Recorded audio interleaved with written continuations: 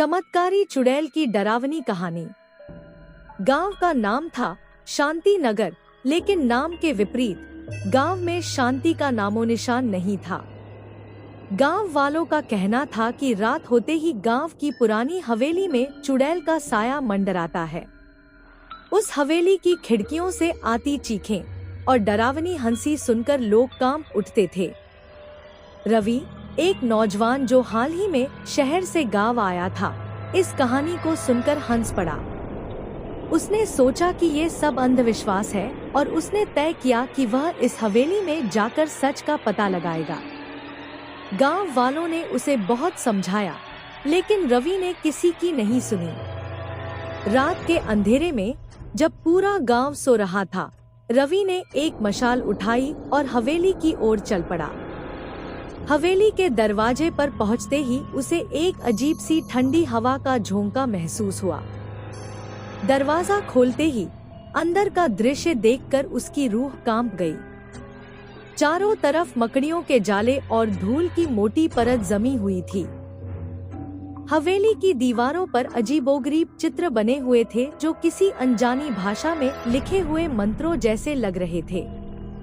रवि ने हिम्मत करके अंदर कदम रखा। चलते चलते वह हवेली के एक बड़े हॉल में पहुंचा, जहां एक विशाल आईना रखा था। अचानक आईने में एक साया दिखा। रवि ने पलटकर देखा, लेकिन वहां कोई नहीं था। उसने फिर से आईने में देखा और इस बार एक भयानक चेहरे वाली चुड़ैल उसकी ओर देख रही थी। उसकी आंखें खून जैसी लाल और बाल बिखरे हुए थे।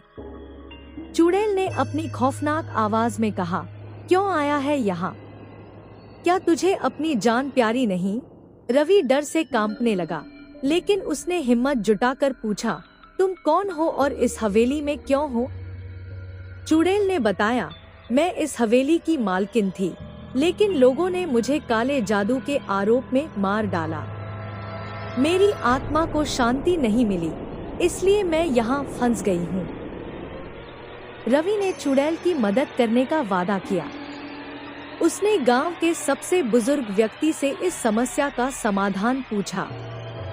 बुजुर्ग ने बताया कि चुड़ैल की आत्मा को मुक्त करने के लिए उसे उसके असली दोषियों का सामना कराना होगा। रवि ने गांव वालों को इकट्ठा किया और सच्चाई को सामने लाने का प्रयास किया। धीरे धीरे सच सामने आया कि कुछ स्वार्थी लोगों ने अपने फायदे के लिए चुड़ैल को मार डाला था। रवि और गांव वालों ने मिलकर चुड़ैल की आत्मा के लिए एक विशेष पूजा का आयोजन किया।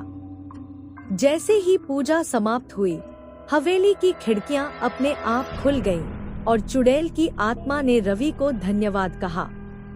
उसकी आत्मा ने शांति प्राप्त की और वह हवेली हमेशा के लिए शांत हो गई। गांव वालों ने रवि का आभार जताया और फिर से शांति नगर को वास्तव में शांति का स्थान बना दिया। लेकिन रवि की यह साहसिक कहानी गांव में सदियों तक याद की जाती रही।